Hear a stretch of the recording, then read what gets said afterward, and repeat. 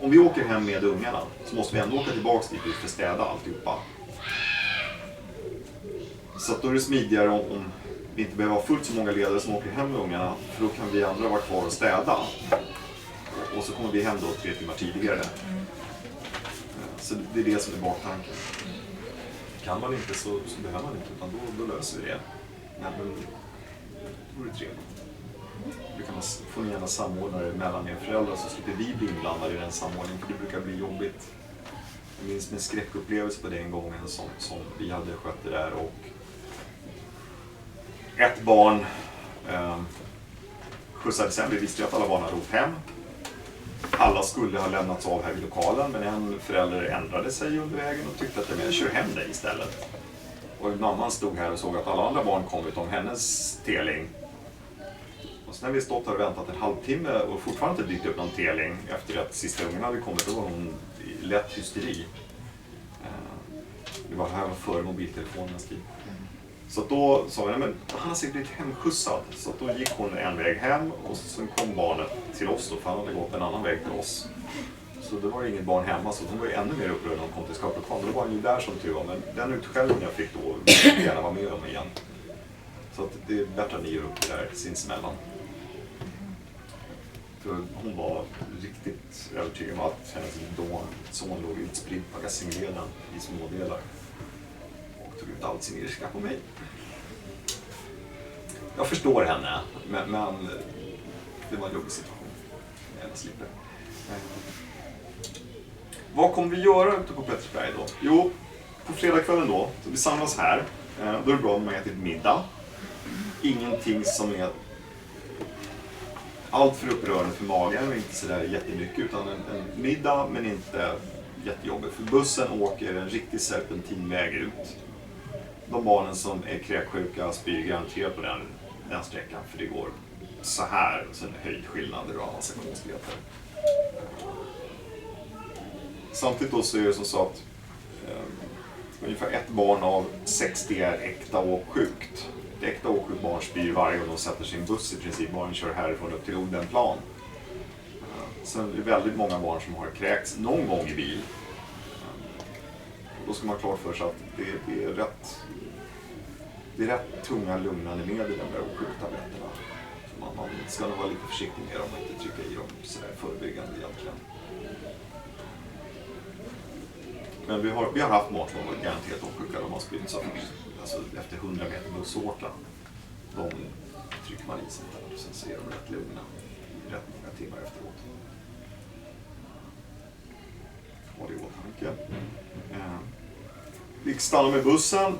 Vi stoppar in alla packningarna i släpet. Vi tar och börjar gå den här 3,5 kilometer sträckan. Vilket är rätt trevligt, för klockan är då ungefär vid, ska vi säga, strax efter 6. 6:30 eller något sånt där när vi kommer dit. Det är rätt mysigt att gå med dem. Vi kommer i princip sträckgå den där sträckan. Man går till med ledare och ett gäng ungar och sådär. Och det är jävligt trevligt faktiskt. Det är en massa skor att titta på, massa saker att prata om. Och det är ängar och diken och hästar och får och allt möjligt att titta på under vägen. Och så kommer man in i skogen och så går vi genom skogen och så kommer man upp till Petters. Man tar sin ryggsäck, man går ner, letar på något av logementen där man har en säng med madrass och filt. Och så stoppar man in sina grejer där. Och sen är kvällsmål. Och sen har vi en sångstund. Och så är fredagskvällen klar. Vi håller dem uppe ungefär till klockan 10 på fredagskvällen. Minst. Jaha, nu tror jag att jag har blivit fullständigt tvärknäpp. Nej, det har jag inte. Om man är uppe så länge så att alla garanterat är supertrötta, så hinner ingen börja fundera på om de längtar hem eller inte när de hinner lägga sig. Och sen kör vi proceduren. Det är pinka, borsta tänderna, pinka, pyjamas, pinka och sen är det sovsäcken. Kör man den proceduren så har man 0 blöta sovsäckar. Sen finns det de som är sängvetare, men de tar vi lite strax. Gör man det inte, så på en grupp på 20 ungar så har man 2 blöta sovsäckar per natt. För de pinkar inte tillräckligt, de är för stressade. Det har vi kört nu de sista 15 åren. Vi har haft en blöt sovsäck på 15 år. Och det är väldigt effektivt. Sen har vi barn som vi vet är sängvetare. Eller fel. Om dina barn som är sängvetare, så klart de ska åka med på övernattning. Det är inget problem. Jag sätter min väckarklocka, kan gå upp och vattna både 1 och 2 gånger om så krävs. Det är inget konstigt alls. Det har vi gjort massor av gånger. Sen kan man medicinera bort sängvätning också. Har man sånt så kan vi köra det också. Det är inget som är problem. Vi har hanterat alla såna varianter.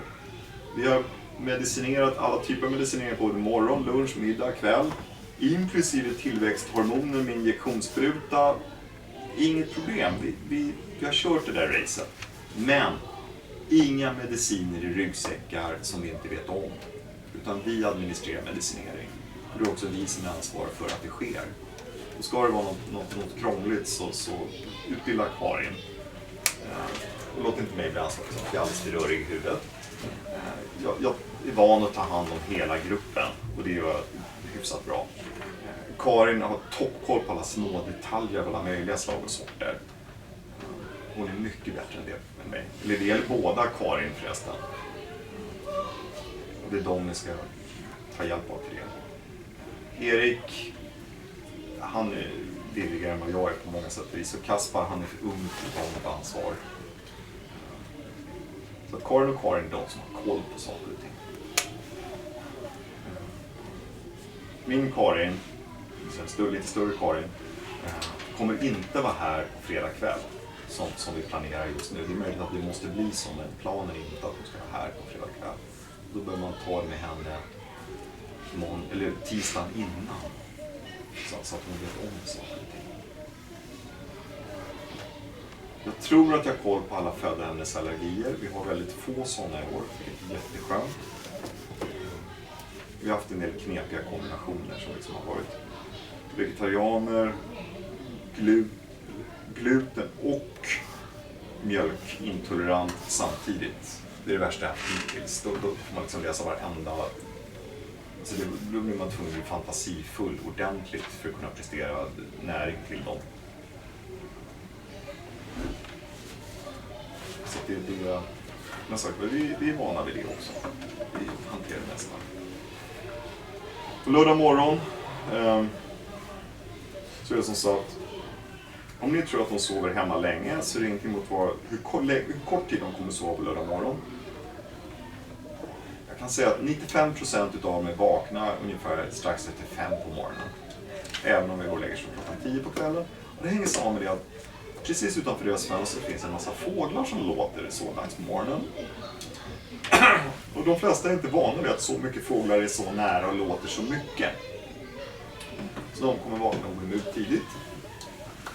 Jag kommer tala med den stora brösttonen om att säga att nej, det är inte okej att väcka de andra då, bara för att man själv är vaken. Inte pinka om du behöver, men då lägger du igen och låt inte. Det brukar inte funka. Sen är det dags för frukost. Och det är, basfrukosten är havregrynsgröt, sylt och så vidare. Det är det enda vi kör fram. Det här, nu är vi inne på den inofficiella versionen. Det är det enda vi kör fram. Och sen när de flesta ätit upp sin gröt, då kör vi fram mackor och liknande och te och sånt där. Men tanken är att de ska äta gröt. Det finns en baktanke med det. Och det är det att gröt är skitäckligt hemma, men det är jättegott när man är i scouterna. Och det hänger samman med det. När vi sen kommer på läger, om du har en kall morgon på läger och man är lite småfrusen, så är mackor och en kopp te värdelöst för att få igång värmen helt enkelt. Då behöver man ha lite varm gröt i sig. Och det funkar jättemycket bättre då. Sen är gröt billigt, smidigt och enkelt att göra till många portioner, så det är också en sån här bidragande orsak. Filmjölk och yoghurt och sådär, det kör vi inte. Det är för mycket hantering. Det är strul och krångligt. Sen går vi ut. Om det inte hällregnar, och det kommer det inte göra i juni för det är bestämt. Sen går vi ut och sen är vi ute, gör någonting hela förmiddagen. Sen går vi in för lunch. Vad kan det tänkas bli för lunch? Jag vet inte, om jag ska vara ärlig. Jag skulle tro att det blir någon form av lite lättare lunch.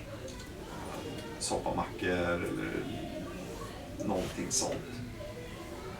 Sen går vi ut till hela eftermiddagen igen. Gör en massa saker.